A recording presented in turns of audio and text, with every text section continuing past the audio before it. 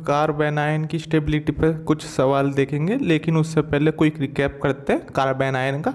तो देखिए यहाँ पे ये नेगेटिव चार्ज को स्टेबलाइजेशन कैसे मिलेगा, अगर इससे अटैच जो ग्रुप है वो आपका इलेक्ट्रॉन विड्रॉइंग ग्रुप हो। इलेक्ट्रॉन विड्रॉइंग ग्रुप क्यों? क्योंकि ये नेगेटिव चार्ज न्यूट्रल होना चाहेगा और ये इलेक्ट्रॉन विड्रॉइंग ग्रुप इलेक्ट्रॉन अपनी तरफ खींचे, जिसकी वजह से ये इलेक्ट्रॉन डेंसिटीज पर ख़त्म होगी। इलेक्ट्रॉन विड्रॉइंग ग्रुप उसको अपनी तरफ खींचेंगे होता है, और वो इस तरीके से होता है। सबसे पहले हम -m को प्रियोरिटी देंगे, फिर एरोमेटिसिटी, फिर रेजोनेंस, फिर -i और फिर +i और फिर +m। यहाँ पे नोट करने वाली बात यह है कि हमने हाइपर कॉन्जुगेशन को तो कहीं लिखा नहीं, क्योंकि हाइपर कॉन्जुगेशन कार्बन आयन में बिल्कुल यूज नहीं करेंगे, कांटा मार दीजिएगा। ये हमारा कार्बोकैटायन, कार्बन फ्री रेडिकल और पाई बॉन्ड का कॉन्सेप्ट होता है, इससे ये बात ध्यान रखिएगा। इस कॉन्सेप्ट को ध्यान में रखते हुए हम स्टेबिलिटी के सवाल देखेंगे। अब आइए देखिए पहला एग्जाम्पल हम देखते हैं। यहाँ पे नेगेटिव चार्ज को -i इफेक्ट मिल रहा है ऑक्सीजन का, और -i इफेक्ट हमारा डिस्टेंस पे डिपेंड होता है। जितनी दूर जाते रहेंगे उतनी स्ट्रेंथ -i की कम होती रहेगी। तो ये नेगेटिव चार्ज सबसे पास किस में है? फर्स्ट स्ट्रक्चर में ऑक्सीजन के, क्योंकि ऑक्सीजन ही तो -i इफेक्ट शो कर रहा है नेगेटिव चार्ज पर। ये -i से इलेक्ट्रॉन डेंसिटी खींच लेगा, इसको न्यूट्रलाइज कर देगा, मतलब स्टेबल कर देगा। इसलिए स्टेबिलिटी ऑर्डर इस तरीके से आ जाता है, क्योंकि ऑक्सीजन एटम जो -i इफेक्ट शो कर रहा है वो इस नेगेटिव चार्ज के सबसे पास है। दूसरा एग्जाम्पल की तरफ चलते हैं। हमारे पास PQR है, तो आप देख पा रहे होंगे Q में हमारा एक ही बार रेजोनेंस हो रहा है, लेकिन P और R में हमारे दो रेजोनेंस हो रहे हैं। देखिए आप खुद यहाँ पर। अब देखिए हमारे पास क्या आ जाता है, P और R में हमें चेक करना है इफेक्टिव रेजोनेंस किसका है।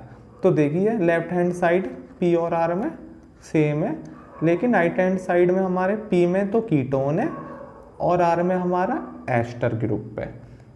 देखिए अब एक चीज़ नोट करने की है, यहाँ पर ये नेगेटिव चार्ज यहाँ पे अकेला डिलोकेलाइज हो रहा है, लेकिन R स्ट्रक्चर में इस नेगेटिव चार्ज के साथ साथ ये लोन पेयर भी डिलोकेलाइज हो रहा है, जिसकी वजह से ये आपस में लड़ जाएंगे कि पहले मैं डिलोकेलाइज होता हूँ, ये नेगेटिव चार्ज कहेगा नहीं पहले मैं होता हूँ, इसलिए इफेक्टिव तरीके से नहीं मिल पाएगा इसे right hand side R structure में स्टेबलाइजेशन नेगेटिव चार्ज को।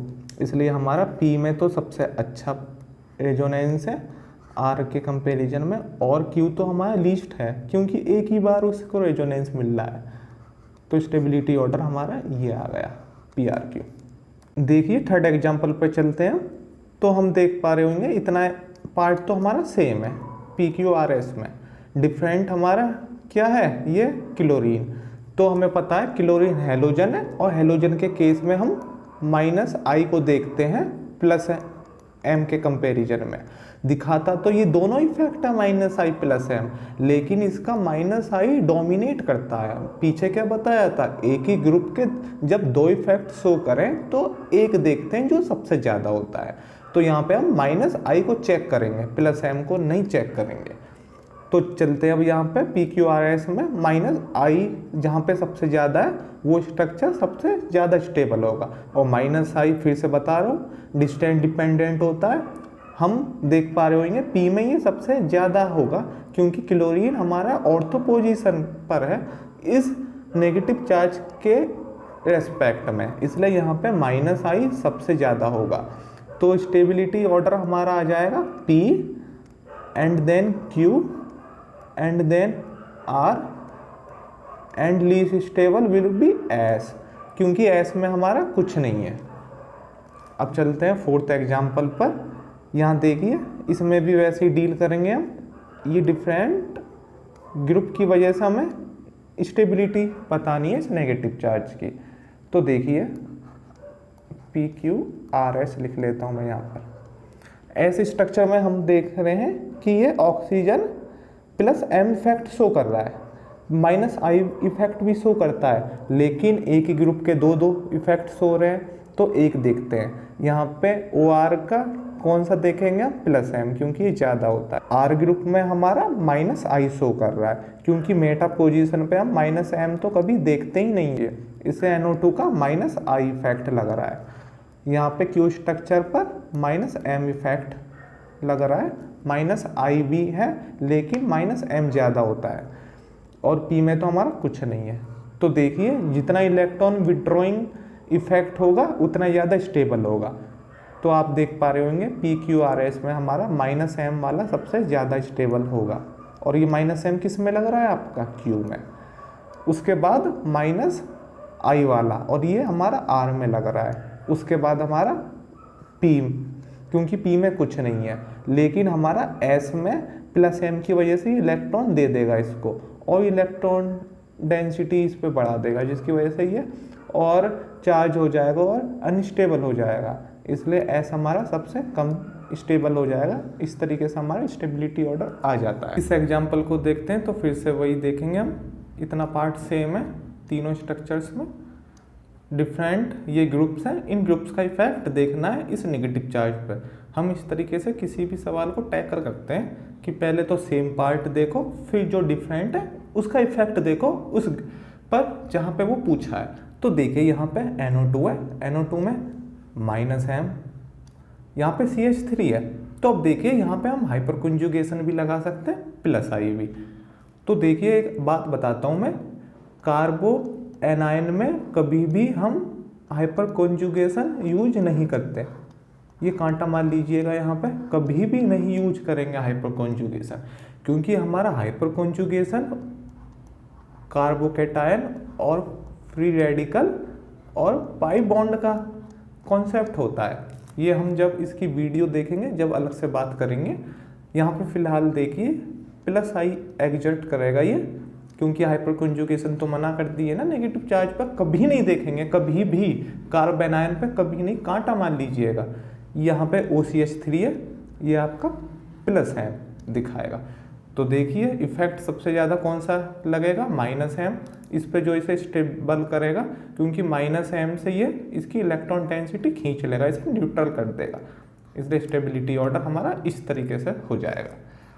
इस सवाल को देखते हैं, यहाँ देखिए ये नेगेटिव चार्ज कॉन्जुगेशन में, यहाँ पर भी और यहाँ पर भी, इसी तरह से ये यहाँ पर भी कॉन्जुगेशन में और यहाँ पर भी कॉन्जुगेशन में, लेकिन यहाँ पे डिफरेंट क्या चीज़ है, यहाँ पे देखिए ये रिंग स्ट्रक्चर नहीं है और यहाँ पर ये रिंग बनी हुई है, 5 मेंबर रिंग। अब यहाँ पे हम इसी तरह से पता लगाएंगे कि ये इफेक्टिव रेजोनेंस है या नहीं, इसी के बेस पर। तो देखिए ये सिस्टम लॉक है, जब ये सिस्टम लॉक है तो ये कॉन्जुगेशन इजीली कर पाएगा यहाँ पर, लेकिन इस स्ट्रक्चर में ये लॉक नहीं है, जिसकी वजह से ये बॉन्ड यहाँ पे रोटेट होगा, और रोटेशन की वजह से ये कॉन्जुगेशन में इसको दिक्कत आएगी। एक बार ये प्लेन से बाहर जाएगा, एक बार प्लेन के अंदर आएगा, ये वाला। यहाँ ये रिंग है, रिंग की वजह से ये बॉन्ड इसका रेस्ट्रिक्ट हो गया है, जिसकी वजह से कॉन्जुगेशन इजीली करेगा। तो यहाँ पे रिंग की वजह से इफेक्टिव रेजोनेंस इसमें होगा, इफेक्टिव कॉन्जुगेशन भी कह सकते हैं हम। इस एग्जाम्पल में देखिए यहाँ पे इलेक्ट्रॉन काउंट करते हैं, तो देखिए हमारा एरोमेटिक एंटी एरोमेटिक का कॉन्सेप्ट है। यहाँ पे ये नेगेटिव चार्ज एंटी एरोमेटिक इसको बना रहा है, क्योंकि 4 पाई इलेक्ट्रॉन हो गए यहाँ पर, और ये एंटी एरोमेटिक। यहाँ पर देखिए ये नेगेटिव चार्ज एरोमेटिसिटी का पार्ट है, क्योंकि 6 पाई इलेक्ट्रॉन हो गए, और 6 पाई इलेक्ट्रॉन रखने वाले एरोमेटिक होते हैं हमारे।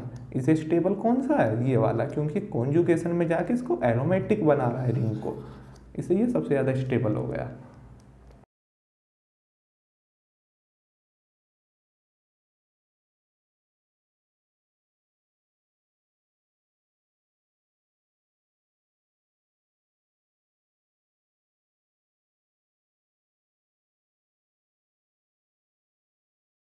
करेगा कार्बन आयन को, इसलिए स्टेबिलिटी ऑर्डर आपका ये हो जाएगा। अब यहाँ पे देखिए, यहाँ पे CH3 का हमने हाइपर कॉन्जुगेशन क्यों चेक नहीं किया, क्योंकि हाइपर कॉन्जुगेशन आपका कार्बोकैटायन, फ्री रेडिकल और पाई बॉन्ड का इफेक्ट होता है। कांटा मान लीजिएगा, नेगेटिव चार्ज पे हाइपर कॉन्जुगेशन हम कभी नहीं देखेंगे, कभी भी, पीछे भी बता दिया था, फिर से बता रहा हूँ आपको। इस एग्जाम्पल में देखिए, ये देखिए अच्छा सवाल है काफ़ी। इसमें यहाँ आप देख पा रहे होंगे ये नेगेटिव चार्ज माइनस M के थ्रू स्टेबल हो रहा है, और इस नेगेटिव चार्ज को क्या क्या स्टेबलाइजेशन मिल रहा है तो देखते हैं। ये देखिए इस कार्बन का हाइब्रिडाइजेशन sp हो गया। अब यहाँ पे sp होने की वजह से यहाँ पे s करेक्टर काफ़ी है, और आपको पता है नेगेटिव चार्ज हमारा ये इलेक्ट्रॉन डेंसिटी एस ऑर्बिटल में ज़्यादा पसंद करती है, जहाँ पर एस करेक्टर ज़्यादा हो। इसलिए पहला स्टेबलाइजेशन तो इसको यही मिल गया कि ये sp हाइब्रिडाइजेशन कार्बन के ऊपर है, और सेकंड स्टेबलाइजेशन को इसका ये मिलता है यहाँ पे -I बहुत हाई एग्जर्ट करेगा ये इस नेगेटिव चार्ज पर। ये -I हाई क्यों होता है यहाँ पर, तो देखिए इसका हाइब्रिडाइजेशन sp हो गया, और sp होने की वजह से ये इलेक्ट्रॉन डेंसिटी अच्छी तरीक़ा से पुल करेगा, खींचेगा अपनी तरफ, -I बहुत ज़्यादा होगा यहाँ पर। इसलिए देखिए दो इसको फैक्टर मिल गए स्टेबलाइजेशन के, या फिर मैं कह सकता हूँ दो इफेक्ट मिल गए। पहला इफेक्ट तो ये sp में, और दूसरा फैक्टर इसका -I बहुत है, और यहाँ पे -m है। इसलिए ये देखा जाता है कि ये इसके इक्वली स्टेबल आता है कार्बन sp हाइब्रिडाइज, या फिर कह सकते हैं हम कि इससे थोड़ा सा ज़्यादा स्टेबल होता है। पर देखिए माइनर सी यूनिट डिफरेंस की वजह से हम इनमें कंपैरिजन नहीं कर सकते। वैसे स्टेबल तो ये है, पर हम इसको ऐसे दिखा सकते हैं कि दोनों इक्वली स्टेबल सिमिलरली हो सकते हैं। अब ये सवाल मैंने इसलिए बताया क्योंकि अगर ये आपके IIT में पूछ लेता है JEE में, तो आपको पता है वहाँ पे बोनस हो जाता है, माइनर से डिफरेंस पे बहुत बहस छिड़ जाती है। इसे बस मैंने आपको इन्फॉर्मेशन के लिए बताया था, किसी की टांग खींचनी हो तो, वैसे ये कभी आएगा नहीं, पर मैंने आपको बता दिया था डाटा के अकॉर्डिंग।